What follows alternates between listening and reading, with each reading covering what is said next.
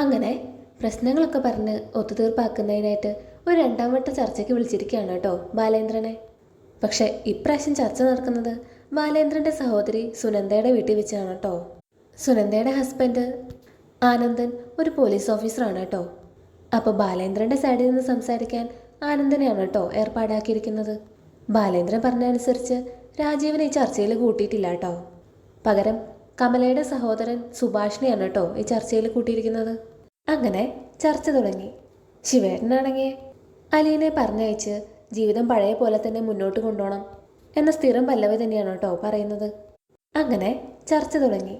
ശിവേട്ടനാണെങ്കിൽ അലീനെ പറഞ്ഞയച്ച് ജീവിതം പഴയ പോലെ തന്നെ മുന്നോട്ട് കൊണ്ടുപോകണം എന്ന സ്ഥിരം പല്ലവി തന്നെയാണ് കേട്ടോ പറയുന്നത്. വൈജയന്തിയുടെ ഭൂതകാലത്തിലേക്ക് വിരൽ ചൂണ്ടുന്നതെന്ന് നമ്മുടെ ശിവേട്ടനും രാവുണ്യമ്മാവൻ്റെ മോനും മനസ്സിലായി കേട്ടോ. അതുകൊണ്ട് തന്നെ അവർ ആ വിഷയം മാറ്റാനും ശ്രമിക്കുന്നുണ്ട്. പക്ഷെ ബാലേന്ദ്രൻ ഒരു പൊടിക്ക് വിട്ടുകൊടുക്കുന്നില്ല കേട്ടോ. അതോടൊപ്പം ബാലേന്ദ്രൻ മറ്റൊരു കഥ കൂടി പറയുന്നുണ്ട്. വൈജയന്തി ആഗ്രയിലായിരുന്ന അതേസമയം താൻ അബുദാബിയിലായിരുന്നെന്നും അവിടെ വെച്ചൊരു സ്ത്രീയെ പരിചയപ്പെട്ടെന്നും അവരുടെ പേര് മെറീന ബെർണാണ്ടോ ആണെന്നും പറയുന്നുണ്ട്.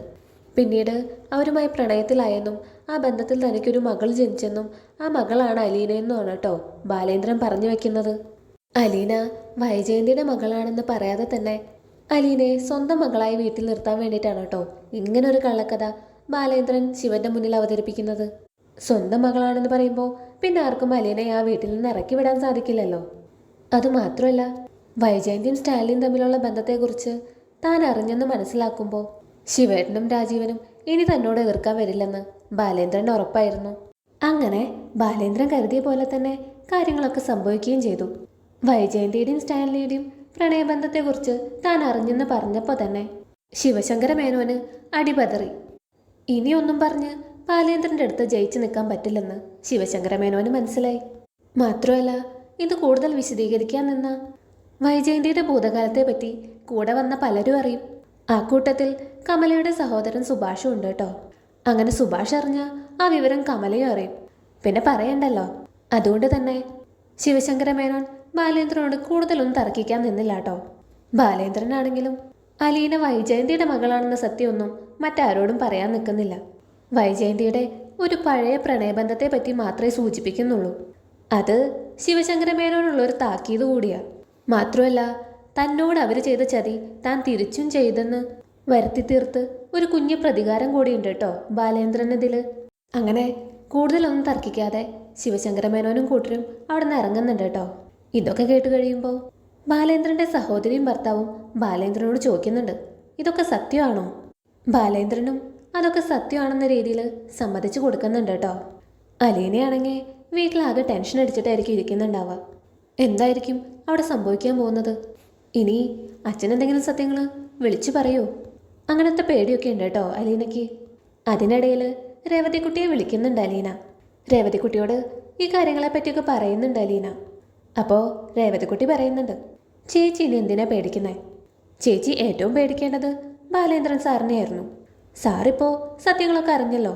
ചേച്ചിക്ക് സപ്പോർട്ടായി ചേച്ചിയുടെ കൂടെ തന്നെയുണ്ടല്ലോ. മാത്രമല്ല, ചേച്ചീനെ സ്വന്തം മോളെ അംഗീകരിക്കുകയും ചെയ്തു. ഇതിൽ കൂടുതൽ എന്താ വേണ്ടത്? മറ്റുള്ളവർക്കൊന്നും ചേച്ചി ഒന്നും ചെയ്യാൻ പറ്റില്ല. ചേച്ചി ധൈര്യമായിട്ടിരിക്കും. അങ്ങനെ ഓരോന്നും പറഞ്ഞ് രേവതിക്കുട്ടി അലീനെ ആശ്വസിപ്പിക്കുന്നുണ്ട് കേട്ടോ. എന്തൊക്കെ പറഞ്ഞാലും അലീനയുടെ ടെൻഷനൊന്നും മാറുന്നുമില്ല. ഇതിനിടയിൽ ചർച്ച എന്തായെന്നറിയാതെ വൈജയന്തിക്ക് ഒരു സമാധാനമില്ല കേട്ടോ. ഇടയ്ക്ക് രാജീവനെ വിളിച്ച് അന്വേഷിക്കുന്നുണ്ട് അവരവിടെ എത്തിയോന്നറിയാനായിട്ട്. അപ്പം രാജീവൻ പറയുന്നുണ്ട്, അവരിതുവരെ ഇവിടെ എത്തിയിട്ടില്ല. എന്തായാലും നീ സമാധാനമായിട്ടിരിക്കുക. ഇതിനൊരു പരിഹാരം കാണാതെ ഞങ്ങളാരും തിരിച്ചു പോവില്ല. അതുപോലെ നിനക്ക് അലീനെ ആ വീട്ടിൽ നിന്ന് ഇറക്കി വിടാതെ ഈ പ്രശ്നത്തിനൊരു പരിഹാരം ഉണ്ടാവില്ല. ഏതായാലും നീ ടെൻഷൻ അടിക്കാതിരിക്കുക.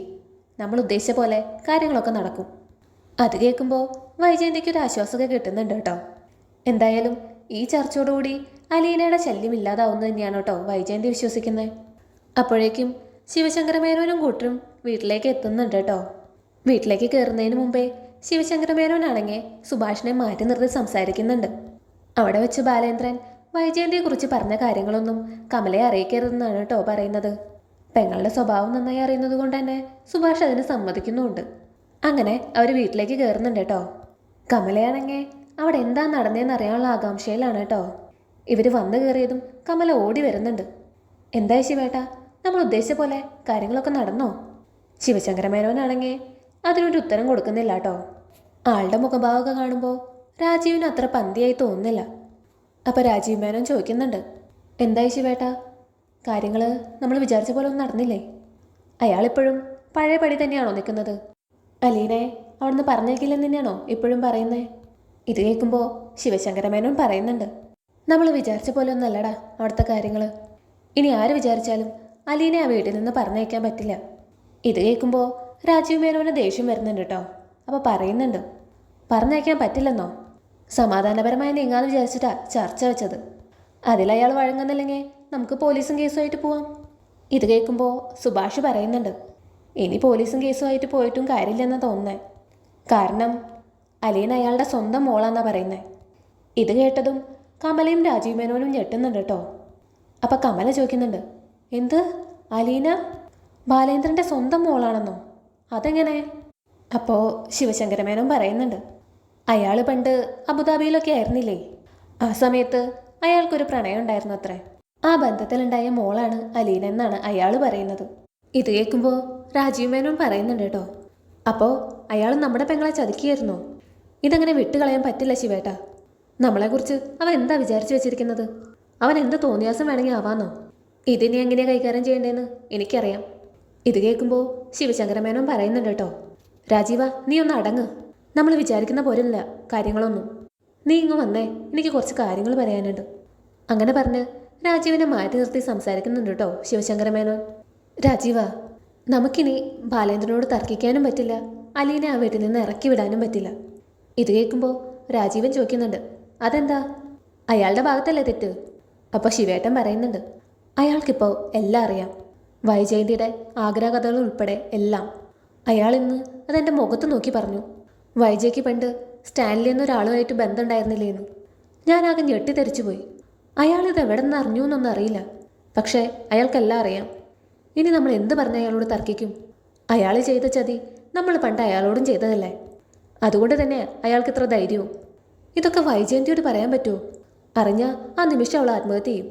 ഇത് കേൾക്കുമ്പോൾ രാജീവൻ പറയുന്നുണ്ട് കേട്ടോ, അത് ശരിയാ, വൈജയ്ക്ക് ഇതൊരിക്കലും അംഗീകരിക്കാൻ സാധിക്കില്ല. ബാലേന്ദ്രൻ ഇതൊക്കെ അറിഞ്ഞെന്നറിഞ്ഞാൽ ആ നിമിഷം അവൾ സൂയിസൈഡ് ചെയ്യും. ഇനിയിപ്പോൾ എന്താ ചെയ്യുക? അവളോട് നമ്മൾ എന്താ പറയുക? അപ്പോൾ ശിവശങ്കരമേനോൻ പറയുന്നുണ്ട്, തൽക്കാലം ബാലേന്ദ്രൻ ഈ സത്യങ്ങളൊക്കെ അറിഞ്ഞു എന്ന് അവളെ അറിയിക്കേണ്ട. അവളോട് കുറച്ച് ഒതുങ്ങാൻ പറയാം, അതല്ലാതെ വേറെ നിവൃത്തിയില്ല.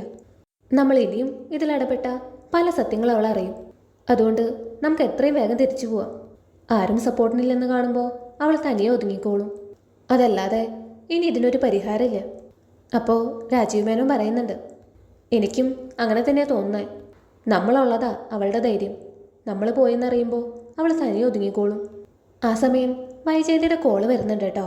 അപ്പോൾ ശിവേട്ടൻ പറയുന്നുണ്ട്, ഇപ്പം എന്തായാലും കോൾ എടുക്കണ്ട, വൈകുന്നേരം നമുക്ക് തിരിച്ചു വിളിക്കാം. അപ്പോഴേക്കും എന്താ വേണ്ടതെന്ന് നമുക്ക് ആലോചിച്ച് തീരുമാനിക്കാം. അങ്ങനെ ഇനി എന്ത് ചെയ്യണമെന്ന് എത്തും പിടിയില്ലാതെയാണ് കേട്ടോ ശിവശങ്കരമേനോനും രാജീവ് മേനോനും നിൽക്കുന്നത്. അപ്പോൾ ഇതാണ് കേട്ടോ വരാൻ പോകുന്ന എപ്പിസോഡ്. വീഡിയോ ഇഷ്ടപ്പെട്ടാൽ ലൈക്ക് ചെയ്യാനും സബ്സ്ക്രൈബ് ചെയ്യാനും മറക്കല്ലേ. കൂടുതൽ വിശേഷങ്ങളുമായി അടുത്ത വീഡിയോയിൽ കാണാം. താങ്ക്